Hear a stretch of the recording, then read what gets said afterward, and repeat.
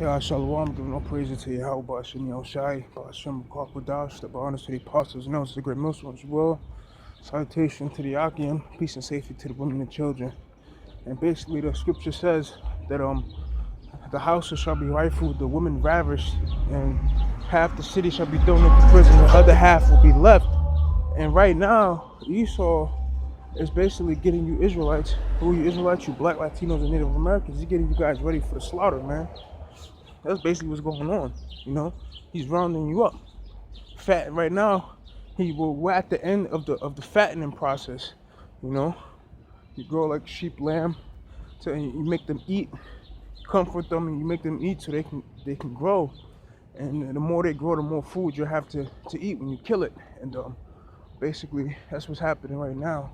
And we're at the end of Esau feeding 2/3 of Israel, man, because Esau is about to come down with much wrath, man, because the end is now.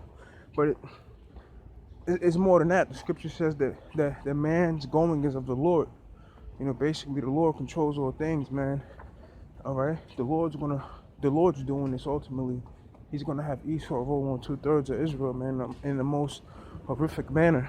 Okay, now the scripture says this. King David says that, you know, protect me from the wicked, which is that whooping stick. So the wicked is Esau, and that's the Lord's whooping stick. All right, the Lord is going to use Esau to judge 2/3 of his people, man. And you got these inner cities, man. You know, Jake is basically piled on top of each other. Right? Jake's piled on top of each other, man. And what Esau is going to do is he's going to starve Jake out first. All right, that's the first thing Esau is going to do: starve Jake out first. Okay, and how is he going to do that? He's going to set off the bridges. All right, no one can leave the city or come in the city. All right, so if nothing can come in the city, guess what? What happens to the food supply?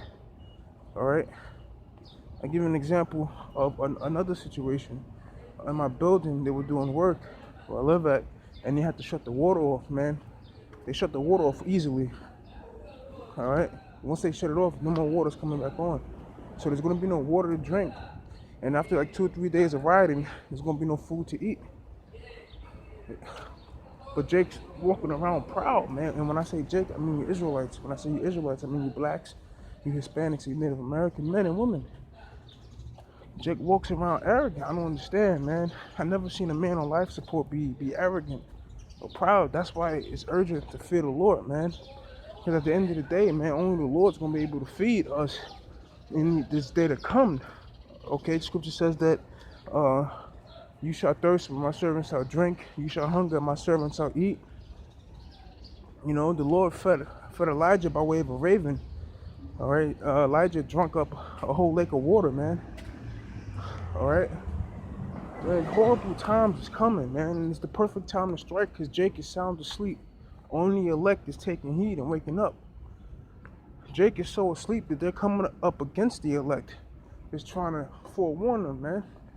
And how about Hashem Shai is about to bring great evil onto the earth? So much evil he's going to bring that Michael, the third in command of all of heaven, has to come down and sup with the elect and protect them.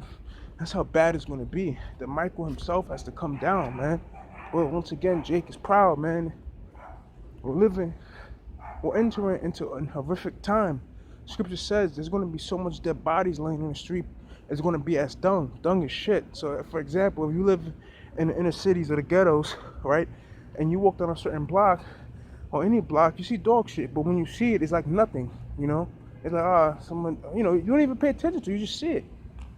Salakia. And basically, what Yahweh Bashim Shah is saying is that there's going to be so many dead bodies laying around that it's just going to be normal to us, man.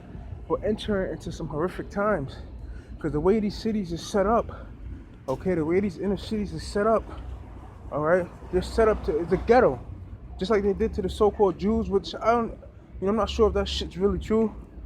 The red bastards, how they put them in the ghettos, then put them in the concentration camps. It's just taking Esau a little bit longer, all right?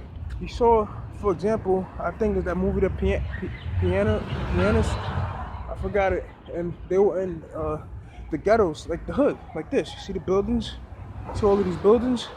See, we're clamped on top of each other, All right, they was in the ghettos like this, and then they rolled on him. So when they roll on Jake, Jake got nowhere to run. Unlike being in the countryside, okay, being in the countryside, that's different. You can flee to the woods and live as a pilgrim. But in the inner cities, man, you're fucked.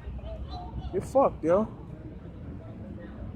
All right, in the inner cities, there is no escape, man. That's why Esau's fattening Jake up, man. Jake is fat and more docile than ever. They're more docile than ever, man. Now was the perfect, even.